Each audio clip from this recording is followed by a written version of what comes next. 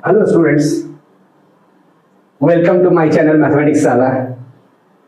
हम लोग काफी दिनों के बाद मिलने जा रहे हैं और आज आपके लिए क्लास 9th के चैप्टर से जुड़ने जा रहे हैं।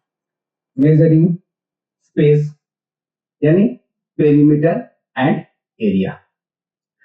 तो पेरीमीटर ऑफ ए शेप, आपके पास शेप कोई भी हो सकता है। जैसे पहला कंसिडर किया हमने एक शेप जो ये रेक्टेंगल है, तो इस रेक्टेंगल के लिए इसका पेरीमीटर जब कहना चाहेंगे तो ये जैसे हमारा पेन का टिप है, ये जैसे चल रहा कोई इंसेक्ट है या पेन का टिप है, यहाँ पहुंचा। अब यहाँ पहुंचने के बाद ये ब्रेथ में ये पहुंचा और इसके बाद फिर से चलना शुरू किया, यहाँ पहुंचा और चलने के बाद लास्ट कहाँ हुआ, यहाँ। यानी इस क्लोज्ड फिगर के जो टोटल बाउंड्री का लेंथ होगा that is perimeter, that is perimeter. तो क्या बोलोगे? तो total length of the boundary of closed shape और figure is perimeter. Now perimeter of rectangle जैसा कि यहाँ क्लियर है और पहले भी पढ़े हो आप, ये लेंथ है और ये दूसरा ब्रेथ है। इसका फॉर्मूला क्या हुआ? Twice length plus breadth. अब ये यूनिट्स क्या है? अगर ये आपके लेंथ और ब्रेथ सेंटीमीटर में है या मीटर में हो सकते हैं ना, या किलोमीटर, वो पता नहीं, वो यूनिट को आपको यहाँ डालने हैं। और जब ये लेंथ और ब्रेथ दोनों इक्वल हो जाए तो ऐसे शेप को हम लोग स्क्वायर बोलते हैं और स्क्वायर का पेरीमीटर 4a यूनिट्स है। जब इक्विलेटरल ट्रायंगल लेंगे यानी हर एक साइड इक्वल है a के, उस केस में perimeter of triangle 3a units है। और जब अगर डिफरेंट शेप ले लिया जिसको सर्कल के नाम से जानते हो, तो पेरीमीटर ऑफ सर्कल को दूसरा टर्म सरकमफ्रेंस के नाम से जानते हैं और सरकमफ्रेंस का फॉर्मूला होगा 2 पाई r यूनिट्स। स्टूडेंट्स, यहाँ कंपेयर करने के लिए अगर किसी स्क्वायर का साइड है 2 यूनिट्स, तो अभी आपने फॉर्मूला देखा पेरीमीटर का 4 इंटू a, यानी 4 2s are 8 यूनिट्स। इसके पेरीमीटर 8 यूनिट आए। लेकिन अगर स्क्वायर का साइड 4 यूनिट है तो ये 4 इंटू 4 यानी 16 यूनिट होगा। अब चलो जी इसके कंपेयर करते हैं इसके रेशियो को। क्या है? Ratio of perimeter to the side, यानी पहले पेरीमीटर को लिखो उसके बाद साइड को लिखो। तो पेरीमीटर कितना है? लास्ट वाले केस में पेरीमीटर 16 है और साइड 4 है। कैंसिल किया, आया 4। क्या आया? ये 4:1। 4:1 is the ratio for perimeter and side. इसी केस में, स्क्वायर के केस में। चलो यार सर्कल कंसीडर करते हैं। एक सर्कल कंसीडर किया जिसका रेडियस 2 यूनिट है। तो सर्कमफ्रेंस यानी पेरीमीटर का फॉर्मूला अभी देखा 2 पाई r। r कितना है जी? 2 यूनिट और 2 के साथ मल्टीप्लाई किया यानी क्या आया? 4 पाई। और डायमीटर क्या होगा? डायमीटर है ट्वाइस द रेडियस, यानी यहां से यहां तक ट्वाइस रेडियस। तो ट्वाइस रेडियस होगा तो क्या लिखोगे? 2 इंटू यहाँ 2 है यानी 4 यूनिट्स। चलो इसके रेशियो का फिर से निकालो। सरकमफ्रेंस कितने निकले थे? 4 पाई बाई 4, यानी कैंसिल करने पर ये रेशियो क्या होगा? पाई। आप सेकंड सर्कल में भी इसको चेक कर सकते हो, इसका वैल्यू क्या आएगा? पाई। लेकिन अभी तक हम लोग पाई का वैल्यू नहीं जानते हैं। चलो पाई का वैल्यू जानने की कोशिश करते हैं हम लोग। इसमें इसमें इसके नीचे जस्ट आप देख रहे हो एक शेप बना हुआ है। शेप है यहाँ पर हेक्सागन, और इस शेप में हेक्सागन जब कंसीडर करते हो तो एक है ये, आप हेक्सागन, ये देखो साइड क्या है? ये साइड, एक साइड, ये 2 साइड और ये तीसरा साइड। इस तरह से कितने? 6 साइड्स हैं। और कंसीडर ऐसा किया है कि इसका लेंथ क्या हो, ये देखो कंसीडर ये ए कंसीडर किया साइड, तो अगर ये ए साइड है, ये ए और ये ए, तो क्या फॉर्म कर जाएगा ये स्टूडेंट्स, इक्विलैटरल ट्रायंगल। और एक देखो ये आपके हेक्सागन के ये जस्ट भीतर से जस्ट हेक्सागन को टेंजेंट बना, साइड को टेंजेंट बनाते हुए एक सर्कल खींचा हुआ है, और दूसरा सर्कल उनके हेक्सागन के वर्टिसेस से होकर पार किया है, वर्टिसेस से, ठीक है, ये वर्टिसेस से। और ऐसा कंसीडर किया गया है इस सर्कल का रेडियस क्या हो, रेडियस इक्वल टू 1 यूनिट हो। और ये आर्किमिडीज ने ये प्रूव करने का कोशिश किया कि इस दोनों को, जैसे क्या, एक है इंस्क्राइब्ड है और एक है सब्सक्राइब्ड है, तो इस तरह के हेक्सागन लेने के बाद उन्होंने कंसीडर किया कि अगर 96 साइड वाले अगर हेक्सागन लिया जाता है, पॉलीगन लिया जाता है, और इस पॉलीगन लेने के बाद इन्होंने कोशिश किया बताने का इस पाई का वैल्यू वेरी करता है, इससे 3 and 10/71 से पाई का वैल्यू बड़ा है, और पाई का वैल्यू छोटा किससे है, 3 and 1/7 से, जिसका अप्रोक्सीमेट वैल्यू कंसीडर किया गया इसको 3.14167, किसके लिए, इस पाई के लिए। लेकिन बाद में इसके 11 डिजिट्स में इसको वैल्यू जब निकाला गया, यानी पाई क्या है, एक इरेशनल नंबर, लेकिन इसको जब 11 प्लेस तक जब उसको निकालने का कोशिश किया गया तो पाई का वैल्यू क्या निकला, 3.14159265358358। हम लोग पिछले चैप्टर में इससे पहले इरेशनल नंबर को समझने का कोशिश किए थे, जिसमें क्या देखा था, कुछ नंबर ऐसे होते हैं जो कि ये नॉन टर्मिनेट 1/3 टर्मिनेट नहीं कर रहा है, लेकिन क्या है 3 रिपीट कर रहा है। 1/11 जब निकाला तो 1/11 का वैल्यू भी ये नॉन टर्मिनेटिंग लेकिन रिपीटिंग है, जिसको आप रैकरिंग के टर्म में पिछले चैप्टर में पढ़ा था, ये आपको नोन है। यहाँ 1/7 के लिए भी अगर हम लोग यहाँ कंसीडर करते हैं ऐसा कि 0.142857 पर रैकरिंग डाल दो, यानी वो रिपीट हो रहा है ना, रिपीट हो रहा है, टर्मिनेट भी नहीं कर रहा है लेकिन रिपीट हो रहा है। लेकिन पाई के केस में ऐसा नहीं है ना, पाई इज क्या है, इरेशनल नंबर, ये 3.141592 और ये आगे लिखते जाओ, ये कभी खत्म नहीं होने वाला है, इनफाइनाइट नंबर तक पहुंच जाओ तो खत्म नहीं होने वाला है। इसलिए हम लोग पाई को इरेशनल नंबर, है ना, इरेशनल नंबर कहते हैं। चलो पाई का जब वैल्यू लेंगे तो वो अप्रोक्सीमेट वैल्यू हम लोग मैथमेटिकली यहाँ यूज करेंगे, दैट इज 3.14 अगर स्पेशली गिवन हो, और नहीं हो तो पाई इज अप्रोक्सीमेटली इक्वल क्या है, 22/7, इसको कंसीडर करेंगे।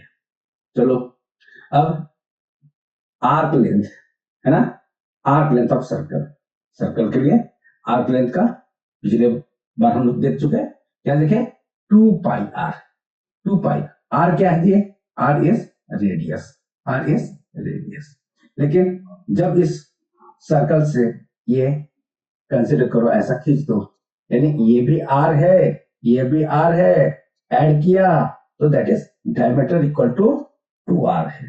इस केस में सर्कमफ्रेंस का फॉर्मूला क्या आया, d इज पाई d। चलो अब इसको समझने के बाद हम लोग चले आए सेमी सर्कल में। सेमी सर्कल किसको कहते हैं, अगर ये आधा सर्कल है ना, ये आधा सर्कल जस्ट ये है ना, एक आर्क है ना जी, एक आर्क है, इसको अगर हम लोग यहाँ सी लिखते हैं, क्या ए सी बी, ये एक कलर्ड आर्क है ना, ये आर्क का लेंथ क्या होगा, ठीक है, तो ये जस्ट आधा है, हाफ है सर्कल का, इसलिए सरकमफ्रेंस के डिवाइडेड बाय 2, दैट मीन्स ये 2 और 2 कैंसिल होने के बाद इसको हम लोग पाई आर बोलेंगे। दूसरे टर्म में समझें तो ये इसके बीच में ये एंगल कितने डिग्री का है, 180 डिग्री का है। तो इसका एक और फॉर्मूला क्या होता है, आर्क लेंथ निकालने का, theta by 360 into 2 pi R, ये आर्क लेंथ निकालने का फॉर्मूला है। देखो उसके लिए यहां दिखाया है हमने, ये आर्क है, ये आर्क ए से बी तक का आर्क है, इसका लेंथ निकालने का फॉर्मूला है ये थीटा, दोनों के बीच का एंगल क्या है, ये थीटा है, theta by 360 into 2 pi R. तो चलो उस फॉर्मूला को अगर हम लोग यहां कंसीडर करते हैं सेमी सर्कल के लिए, तो ये थीटा कितना है, 180 डिग्री है बाई 360 क्यों जी, यहां से यहां तक पूरा राउंड दोगे ये 360 होता है, थीटा बाई 360, ये कट किया, कट करने के बाद ये बाई 2 आया, और ये 2 पाई आर फॉर्मूला होता है, 2 काटा, तो यानी आपके आया लास्ट में पाई आर, ये पाई आर निकला आर्क लेंथ किसका, सेमी सर्कल का, या तो ब्लू पार्ट निकालो या ब्राउन पार्ट निकालो। और अगर क्वार्टर सर्कल मतलब यहाँ 90 डिग्री का एंगल है जी, या 90 डिग्री, तो उस केस में क्या होगा, थीटा कितना है, 90 बाई 360 इंटू 2 पाई आर, तो ये कट किया, आया 4 को 2 से कट किया by 2, that is pi R by 2, ये आया आर्क लेंथ, ये ए एक्स है ना, ए एक्स बी किसका, ये आर्क लेंथ ए एक्स बी, ऊपर क्या लगा देंगे ये, ठीक है, आर्क का साइन। अब चलो दो बेहतरीन क्वेश्चन पर चले आते हैं।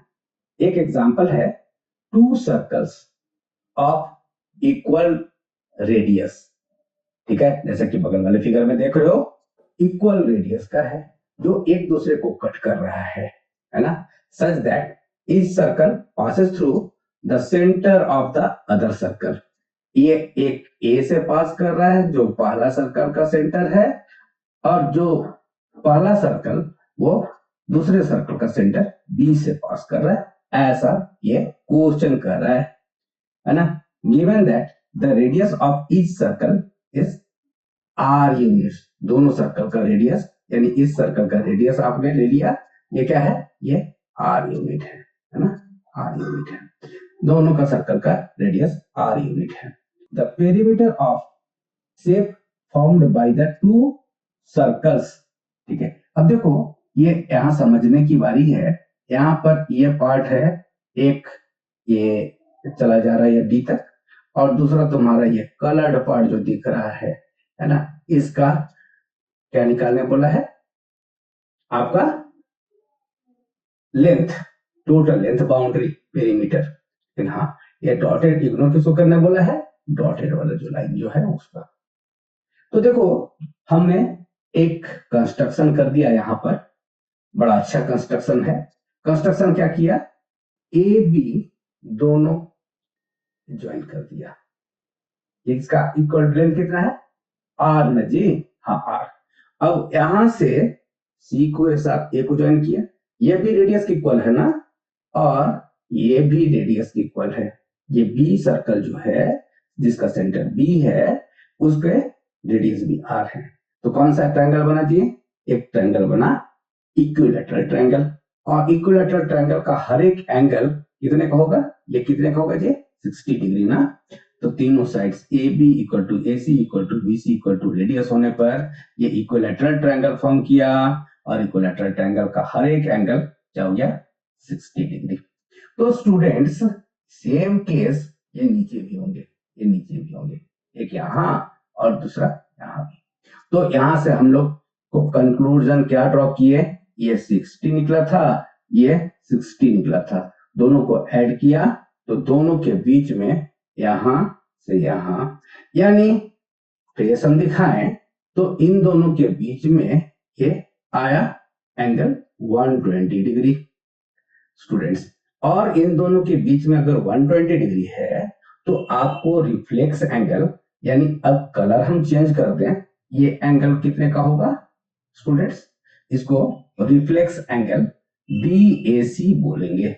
इसका एंगल होगा 360 माइनस 120, माइनस करने पर ये आया 240 डिग्री। क्या आया? इसके बीच का एंगल। तो अभी फॉर्मूला आप देखे थे, theta by 360 into 2 pi R, इसका सरकमफ्रेंस सॉरी आर्क लेंथ देखे थे। तो अभी निकला क्या? ये 240 सेंट्रल एंगल निकला उसका, and by 360 into 2 into pi, pi को पाई छोड़ दो और आर इज आर। ठीक है, तो ये कैंसिल करने के बाद स्टूडेंट्स, चलो आगे आपके नोट के लिए भी पॉइंट्स बने हुए हैं, इनको देखो। और इसमें हमने आपकी सुविधा के लिए आर्क लेंथ को दिखाने के लिए यहाँ पर एक ई और एफ भी दिखा दिया है। यहाँ देखो, ये आया थीटा इक्वल टू 240 डिग्री, और 240 आने के बाद इसका कैलकुलेशन किया, और कैलकुलेशन करने के बाद ये आपके एक आर्क को ऐसे डिनोट किया है ना, आर्क। ठीक है, ये लेंथ कितने आए? 4/3 पाई आर। और जस्ट ये अगला आर्क जो है अगले साइड का, उसका भी बराबर होगा। अब दोनों को जब कंसिडर किया, टोटल लेंथ आपको निकालने बोला है स्टूडेंट्स, तो कैलकुलेट किया, तो दैट इज 8/3 पाई आर। अच्छा, यहाँ यूनिट। चलो एक और क्वेश्चन को समझने की बारी है ये स्टूडेंट्स। देखो एक बड़ा गजब सा फिगर दिया है ये, है ना, लेकिन बड़ा इजी है, साथ साथ काम करते चलो। देखो कितना इजीली आप सॉल्व कर लेते हो। यहाँ 2 पॉइंट P और Q गिवन है, ठीक है, एंड एक पाथ, ये सेमी सर्कुलर पाथ ए दिखाया हुआ है, और सेकेंड टाइप से ये पाथ को लिया गया है एक BCD। हर एक जो है कैसा है? सेमी सर्कुलर है। Other path is made up of 3 semi circles B, C and D. Which path is longer? अब यहाँ क्वेश्चन में आपसे पूछ रहा है कि इसमें से कौन सा पाथ सबसे लंबा है। तो स्टूडेंट्स यहाँ पर ये फिगर को समझने के लिए एक और फिगर हम बना दिए हैं, लेकिन उससे पहले ये क्वेश्चन का बाद बाकी पार्ट क्या बोल रहा है? क्या पाथ ए, ये पाथ जो है लॉन्गर है ना, ये B plus C plus D is longer ना, क्या है? यहाँ थर्ड केस दे रहा है मल्टीपल चॉइस टाइप में, 2 पाथ्स हैव इक्वल लेंथ, है ना। दोनों तीन ऑप्शंस यहाँ दिए हुए हैं, तो 3 ऑप्शन देखने के लिए 3 ऑप्शन है, लेकिन इसको ऑप्शन को हम लोग को वेरीफाई करना पड़ेगा कि क्या वो सही है। तो देखो सबसे पहला काम किया यहाँ पर कि ये P से Q को ज्वाइन कर दिया। तो स्टूडेंट्स P को Q को ज्वाइन करने से क्या मिला? ये एक डायमीटर मिला, डायमीटर मिला, और इससे इसको आपने ज्वाइन किया ए आर्क के लिए, ए आर्क के लिए रेडियस कंसीडर किया ए डैश को, और जब सेकेंड अनदर पाथ के लिए यहाँ देखो बी आर्क के लिए रेडियस सपोज किया बी डैश को, सी आर्क के लिए रेडियस सपोज किया सी डैश को, और ये डी आर्क जो है इसके लिए कंसीडर किया डी डैश को। चलो अच्छी बात है। अब हम लोग जानते हैं formula, arc length equal to theta by 2 cancel कर दिया ना, थीटा बाई 360 था, तो 2 पाई आर से 2 को कैंसिल किया, तो थीटा बाई 180 पाई आर। इस फॉर्मूले को हम लोग यहाँ यूज करना चाहेंगे हर एक के केस में, हर एक के केस में। तो दैट इज पहला देखो सेमी सर्कल जिसको 180 बाई 180 है, तो एंगल क्या था? 180 180 कैंसिल हो गया, और कैंसिल होने के बाद क्या आया? ये पाई ए डैश। क्या आया? पाई ए डैश। ठीक है, तो ये पहला आर्क जो देख रहे थे आप, ये इस लेंथ, टोटल लेंथ क्या निकला स्टूडेंट्स, इसका निकला पाई ए डैश। सिमिलरली अब अगर जब बी के लिए निकालोगे तो पाई बी डैश निकलेगा, और सी के लिए निकालोगे तो यहां से यहां तक का ये पाई सी डैश, और डी के लिए निकालोगे तो पाई डी डैश। अच्छा एक काम करो, चलो इतना समझने के बाद स्टूडेंट्स हर एक पाथ जो निकाले थे अभी आप चेक कर रहे थे, उस हर एक पाथ को का लेंथ को ऐड करो। आपको चेक करना है कि कौन सा लॉन्गर है। तो जो ए के लिए जो निकाला आपने, ए के लिए निकाला, उसके लिए तो क्या निकला था जी, पाई ए डैश। ठीक है, क्या निकला था, पाई ए डैश। लेकिन जब आप अगला पाथ निकालते हो पी से क्यू जाने के लिए, तो यानी यहां से ये यहां तक पहुंचे, इसका लेते देखे थे पाई बी डैश, और इसके लिए पाई सी डैश, और इसके लिए पाई डी डैश। तो इस सेकेंड पाथ को जब कंसीडर करेंगे हम लोग, तब स्टूडेंट्स इसके लिए हम लोग पाई ये कॉमन लिया, B dash plus C dash plus D dash, ये आया सेकेंड पाथ। अच्छा अब स्टूडेंट्स ऐसा करो कि ये ट्वाइस ए क्या है, ट्वाइस ए पी क्यू का लेंथ है, यानी कहो तो डायमीटर है, हर एक का डायमीटर, इसका डायमीटर क्या है, डायमीटर है ट्वाइस बी, और यहां से यहां तक का डायमीटर क्या है, ट्वाइस रेडियस यानी ट्वाइस सी डैश, और यहां से यहां तक का डायमीटर ट्वाइस डी डैश है। सब डायमीटर को कंसीडर कर रही थी, ख्याल करो यहां पर डायमीटर लिया क्या, बड़े वाले सेमी सर्कल का, जिसका आर्क लेंथ क्या था ए।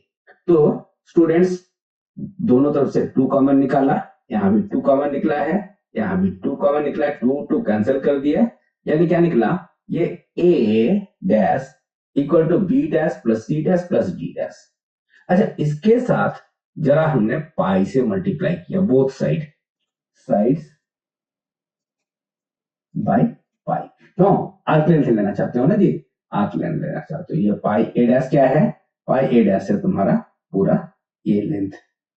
ठीक है, और ये pi B dash, pi into C dash, pi into C dash ये है ना, पाई इंटू सी डैश, और पाई इंटू डी डैश ये है।